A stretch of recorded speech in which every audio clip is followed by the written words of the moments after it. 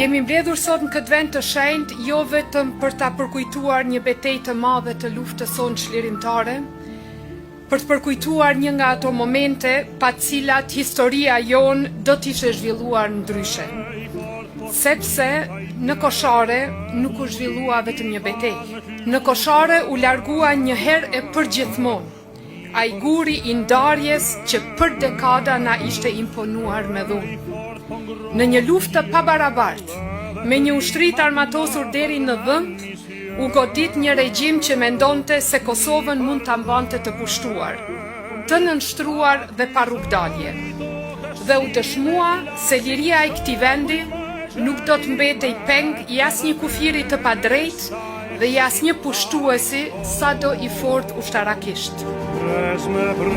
Kosharja nuk erdhi si ngjarje shkëputur, por si rrjedhoj e natyrshme e një rruge të gjatë historike, në të cilën çështja e Kosovës u artikulua politikisht e ndërkombëtarisht edhe në udhëheqjen e presidentit Ibrahim Rugova, por edhe nga bindja e thellë e shumë burrave e grave të këtij vendi se përballë një pushtuesi të dhunshëm, liria nuk mund të arrihej pa luftë, bindje kjo së cilës Adem Jashari i dha formën e saj më të qartë, më të rëndë dhe më të pakthyeshme.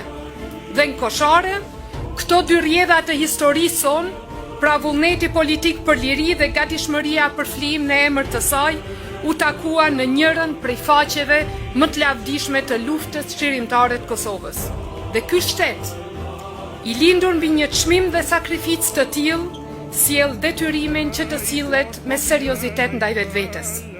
Detyrimin që ta mbrojë sovranitetin e tij, detyrimin që ta ruajë të vërtetën historike të luftës sonë çlirimtare, detyrimin që të mos pranojë kurrë mjegullim moral midis agresorit dhe atyre që luftuan për liri.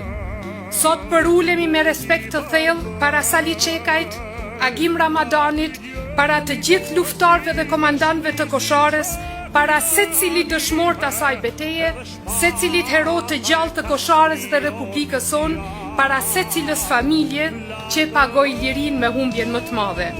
Por përkulja jonë nuk duhet jetë vetëm akt nderimi, duhet jetë edhe zotim. Zotim se nuk do ta relativizojmë kur luftën tonë çlirimtare. Zotim se nuk do ta lëmë kur të zbehet e vërteta për sakrificën e Koshares. Zotim se Republika do të ecë përpara me seriozitetin që kërkon historia e saj dhe me dinjitetin që e meritojnë dëshmorët e saj.